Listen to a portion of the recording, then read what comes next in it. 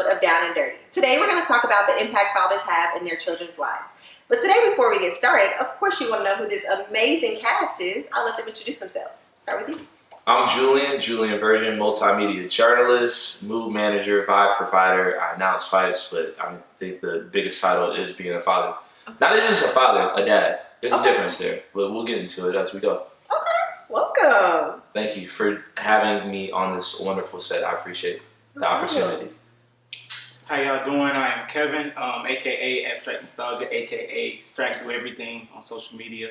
I'm an artist, photographer, DJ, content creator, good person, try to be a good dad. Okay. You know, and we'll get into that too. You know, so that's a little bit. All right, what's up, y'all? My name is Barrett. Instagram is _Baugh Jr. Do you know how to spell that? BAUGHJR. Father, son, accountant, and small business owner from time to time. Well, welcome, guys. Welcome. I'm so excited to have you. Y'all ready? Y'all ready for a good conversation? Yes. All right, let's get into it. Let's get into it. Let's take a sip, right? Let's take a sip. And so let's talk about the importance of being an active father. A lot of you guys touched on the, being a father, being a dad, but what about being an active father? Let's talk about that. Well, I'll go ahead and lead on that one. I would say I learned from my dad how to be an active dad. That was like the biggest teacher of mine, because my dad was active. Mm-hmm. No matter what I got going on, my dad is there. Like if I have an issue, I can call my dad. My dad knows everything about me. Wow. He knows everything that I've got going on. He knows that I'm here right now. And as soon as I leave, he's gonna be like, "Well, what happened? Who was there? What's going on?" And like just having somebody that I know has my back it makes me feel like I can succeed in anything. And so now that I am a dad, it's like I want to give my child that same feeling that my dad gives me to this day. Wow. And so it's a no-brainer to be an active father now, because I know how much value it's had in my life. That's good. That's good. I would say the importance of being an active father. I mean, I feel like a lot of people put certain details or restrictions depending on the gender of your child. Like they say, daughters need their father more than sons, or vice versa, depending on the situation. But I think just back to your point, like my dad, I kind of learned like two different sides. I learned what not to do, and I learned what to do, because he was active in me and my brother's life. However, he wasn't active in my older sister's life. So it was like, I saw both sides of the situation. So, I definitely wanted to adopt the positive side, be active in my son's life. So I think it's very important to be active, no matter what the gender is, no matter what the situation is. I just think it's important. Even if you don't live in the same house as your child, like to still be there. To still be there. Because they'll always remember that. They remember when you're not there, and also remember when you are. So no matter how old they are, they could be infants. So we'll get into that later. But yeah, right. Yeah. But yeah, no matter how old they are, they'll always remember for sure. If he was there, yeah. What about it's like y'all's points helped me. I had a point, but y'all made me realize I have 3 points. Mm-hmm. The first thing is active. You can be in your child's life and not be an active dad. Right. And it's a very easy mistake that can happen because you're so focused on providing. You're so focused on disciplining. Right. And we got to remember, active dad is a very well-rounded thing. Right. So, like, I've even gotten onto myself about making sure that my sons know that there's a balance between the disciplinarian and the, and the fun, because they can. I go back with my boys. I like to go back to when I was younger and be like, I don't want them to think, he always getting on to me, or he always, So it's important to add the versatility in being active. So that's going to the park. That's sometimes just going in their room and hanging out for a few minutes or whatever, because it does make a difference. And you can tell when they're looking for certain type of attention because of the stuff they come up to you and say or ask you. And so you have to be like, okay, I kind of been on business, you know what I mean? Yeah, right. On work. Mm-hmm. And then the other side to the active dad too is like me and my dad don't have a bad relationship, I think, and then I've been in certain situations similar. Me and my wife did have a hiatus for 2 years, and I could have probably done better, but I learned from my own experience what my dad may have gone through, which is when you're going through something with your child's mother and y'all don't have the best communication, right? And sometimes like you're not as active as you want to be, not by, it's almost like by circumstance, right? And it's like finding out what's that medium of communication to where it's like, okay, we still need to do this, and I don't want to dip too much into the co-parenting part, because ultimately, basically, it's just keeping in mind that you have to be active in many different areas, not just, you know, like I take my son to school every morning, right? But my wife takes them to the parking lot. So having your roles, and making it a balance, and knowing, because my son just turned 7, and the day after his birthday, I took him and my youngest to the main event, and it was just us, and it was really cool. There hasn't been many times, and I'm not too proud to say that though, where it's just been me and them doing something fun, not running errands, not doing something for their mom, or me just taking them to their grandma's house. Us actually just going out and having fun. So just versatility with the active parenting, keeping in mind some more aspects to active. Yeah. I like that. And so what are some growing pains that you guys face as being a father, or that you're currently learning, you know, along this journey? Because of course, as your kids grow up, there's going to be different stages, and there's going to be so many things that you're learning. So what are some growing pains that you're currently learning? I think Kevin just made a great point about that balance between being a disciplinarian and also being a fun dad. Like, I think I lean a little bit too far to the fun dad side.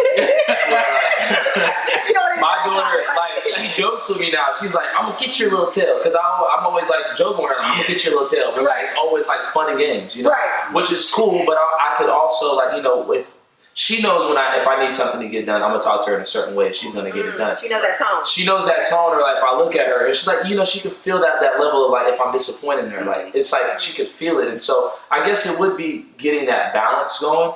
Okay. And going back to our last question, I wanted to ask the two gentlemen here.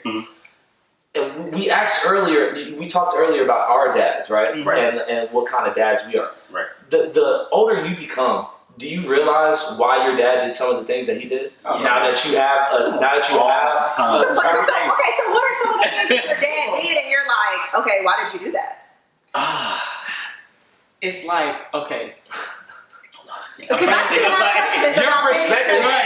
your perspective switches when you're a parent, and you realize like, oh, I realized why my dad maybe wasn't there, because him and my mom may have had something going on. It wasn't because he didn't love me. It was just because like he was having to deal with like real life. You know what I'm saying? And now that we're adults and you realize what real life is, and like now you're navigating that, it's like, oh, it puts. So you don't take it as personal. You don't take it as personal, or like it just puts it more. It makes your parents more human, because like I realize I'm human and I'm having to deal with these emotions as I'm having to raise a child. You realize your parents are people, and like they're people, they're young people. Like we're still very young people, and now we have other young people that we have to raise. And it's like I realized that my parents, both of them, not just my dad, but like my mom and my dad, like they did the best that they could do with what they had, what they had to deal with. And so so I was just going back. I didn't even say it.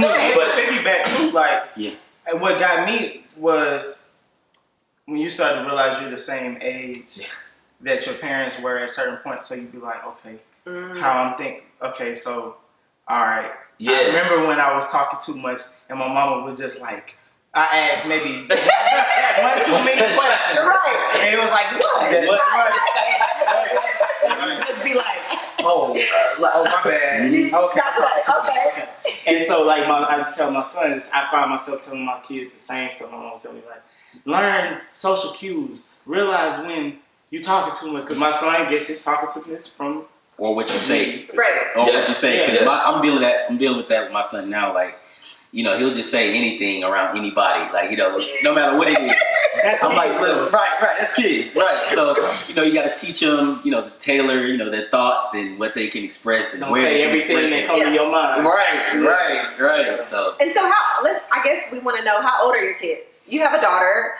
How old is she? She's 2.5. 2.5. She's 2.5, and Okay. like, you know, she's 2.5 going on like 25. Though she got a lot of swag, a lot of sass, a lot of energy. But yeah, she's 2.5. How about you, Kev? So 2 boys, 7 and 3. 3 will be 4 in July. Oh, nice. And my son's 5. 5. He'll Okay. be 6 in August. Okay. So a different level of ages. Right. And so I know we touched a little bit about co-parenting, right? Mm-hmm. And so we had the moms on the episode before, and they had a lot to say. So let me ask you guys, how is it co-parenting? How is that? What are the raw truths of co-parenting? Whether that be good, bad? Let's talk about those. I can start. I guess I can start on that. Being completely transparent, I didn't find out about my son until he was about to turn 2. So I felt like there was a lot of things I had to like play catch up on. Okay. Even though, I mean, a year to some people may not seem like a long time. But, Yeah, that is. I mean, that's a very long time. In the next stage of their life. Exactly, Yeah. exactly. So for a long time, I really like beat myself up about missing out on those things, even though I really couldn't control it because I didn't know. Right. But when it came to the co-parenting piece, I didn't really know the person that I had a child with, if that makes sense. So, you know, it kind of makes it a lot harder when you didn't really have a relationship with that person. Yeah. And, you know, you kind of just going off fumes and kind of just going with the flow, you know, Yeah. when it comes to the parenting thing. So I feel like it's just an ongoing process of, you know, working together and, you know, figuring out, you know, what this person is strong in and what I'm strong in, and, you know. Mm-hmm. And so how's your relationship now, co-parenting? I would say it's got a lot better. It's got a lot better. Let's clap to that. Yeah. For sure. It's got a lot better. I'm really grateful because, I mean, like I tell everybody, like, my situations like that can really get, you know? Yeah. And I'm really grateful to say that my situation is not like your typical situation. Like, it's really healthy, so I'm really grateful for that. I love that. And, yeah, it's, you know, it's a learning process. You know, I'm still learning, she's still learning, and just Learning what works for both parties. Right. And, you know, with my, like, you know, fiance being in the picture as well, you know, everybody works together as a team. You know, it's not like a divide or like any like bad blood, or, you know, the communication is healthy. So, and that's very important for the child. So Yeah. I'm just grateful for, you know, So for a village, yeah. I like Yeah, that. for sure. So that's my take on that. Shout out to you being the leader to even like cultivate that village, because that's something that I'm sure we've all had to learn. Is like, okay, you know, when you're a father, you know, you gotta like be the leader now. By de facto, like even if you're not ready to be the leader, like everybody's looking at you like, what we doing? Right. No matter if y'all live in the house, y'all not living. Everybody looking like, what we got? Let me call Dad. What's going on? What's the play? Like you gotta call the play. You the head coach. Mm-hmm. When it comes to co-parenting, I think first things first is we have to acknowledge that the one thing that we have in common is that we both love that child. Right. I think that's like one thing I had to like get through my head was like, we both want the best for our child. Right. First and foremost. To Kevin's point, my girl and I, we took a hiatus for a year too. Okay. And your current girlfriend, right? Yes. Okay. Yes. And when we took that hiatus around the time my daughter turned 1. And so from like 1 to 2, we weren't together. And one thing that I realized in that year was, one, how much my daughter can grow between me seeing her one day and me seeing her the next day. Like that really tripped me out. That like really, I can agree on that. That had me like, You go to home, you come home from work like next time you see her, she has like you talking more than you was talking this morning. different words, vocabulary, mannerisms got bigger, and it's just like whoa, and like it made me really feel like, damn, I'm missing out on that. Yeah. Like that hurt me as a man. Yeah, like even I was out here doing what I do. Right. But it's still that part of just knowing that I wasn't there on a daily basis to like read my daughter a book at night. Right. I'm doing that through FaceTime. That hurt me. Like that really hurt me as a man. For sure. Just not being there and like seeing my daughter grow up and I wasn't there. And we had to like navigate the co-parenting situation. And I try to be as active as I possibly could, but then if you're not seeing eye to eye with your partner, how can you do that? It makes it very, very difficult. Gratefully, we've gotten back on terms to where now we're all back in the same household. Right. And that makes such a difference because, like, again, going back to my initial point, we are all there because we love we love our daughters. But so you have to get to that yeah. point, like you said, like it's about growth because you know a lot of co-parenting situations, as you said, Right. they can get ugly. You Yes. know, yes, the child's in the center, but you know what? I see you got a new girl. I think I'm gonna be petty and I'm gonna hold this. So I applaud you for that growth of hey, let's put ourselves aside. It's all about the child. It really is. Now because it can go 1,000 different ways. Yeah. Yes. But then I think everybody has to go to realize like, yo, we're better together than we are apart because now our daughter is able to see the roles in which that we formulated and she's able to grow into a better person. Exactly. And so like just seeing that and just being there at the dinner table every night, like it just makes a difference. And like, you know, I've known my partner way before we had a kid and like we've grown into those roles, but like you also have to grow into like your role as a parent too. And Yes, together. And like that Yes. changes and now like you're learning different parts of people and it's like, okay, people have different parenting styles and you know the Things child they takes believe. different They things. was raised. Right, versus the way you was raised and what you want. And like it's important that everybody you try to at least get on the same page. And so yeah, co-parenting it is difficult whether you're in the house or outside the house, but those both they have two different elements that all go to it. Talk to me a little bit about those pressures of every day to provide for your family, every day to provide for your wife, you know, or provide for your significant other. I would say, I guess from the significant other standpoint, I mean, my that part is pretty easy going for me because I mean, I feel like my significant other is very supportive, you know, of what I got going on, you know. Okay. I feel like when we first met and kind of, you know, started like talking and moving to the next level, like I was just straight up with her, like this is my situation. Okay. You know, take it or leave it type thing, you know. Sure, it's right. Yeah. You're right. Yeah, with a kid, you gotta be straight with that. Right. So she was very, you know, receptive to the situation, just been there every step of the way. So I mean, that part I feel like is very easy going. I mean, as far as supporting like the pressures of supporting a child, I would say I don't see my son every day, so I mean that's a pressure in itself because I feel like you know I'm always missing out on something. Even if I FaceTime him every day, you know that's not the same as you know him seeing me, you know, because I had the luxury of seeing my father every day, you know. So it's like I don't know, it's like a sense of like guilt a little bit there, but at the same time, you know the situation, so I'm just doing do your best to compensate for it. And so how often do you see your son? I see him every week, pretty much, like every other day, just about. It's just like that consistent. Wake up in the morning, like first thing. So yeah. So I would say that's one of the pressures, just not being there all the time, 24/7. You know. Okay. So when I hear the word provide, I think so much more than just like monetary. Yes. Right. Yes. I think so much more than monetary. Like just provide your presence. Your presence is providing. Yeah. Yes. You know, like because it's a level of comfort you're providing. Yeah, by being present. Yeah, just by being present. Like the energy. Like your kids feel your energy. You talk about waking up in the morning. Like that's one of my favorite things when my daughter wakes up from the bed. I'm like, good morning, happy Wednesday. And like she's like, good morning, Dad. She'll give you a hug and like give you a hug and a kiss and like just like that presence, that warm presence as soon as you wake up. Like that's providing, like providing a safe space in the house. Like that's providing, you know, providing a meal on the table. You know, in my house, like I'm the cook. And you know, when I was gone for that year, like when we had our hiatus, like she wasn't necessarily getting that level of, you know, me cook, Chef Boyard Julien. You know what I'm saying? I'm just saying. This is more you just dishing off some bread. It's like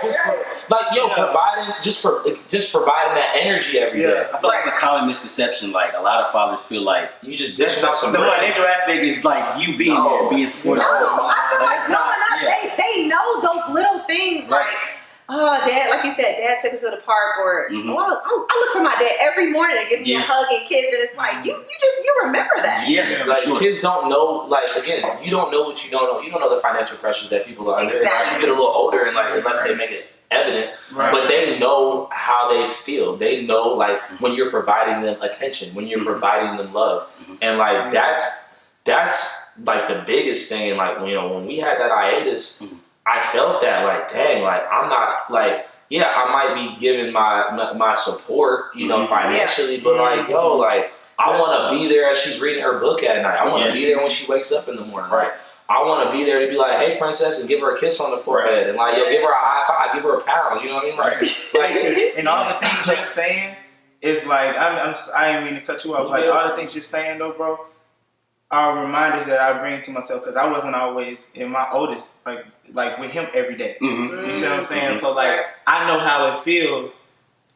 What you saying, and then I know how it feels. So now sometimes when I catch myself getting too caught up too much in routine and just moving, I'm like, hold on, remember there was a time where you didn't have that. You know what I'm saying? So hey, he talking your head up. Yeah, that's what he's supposed to do. Right.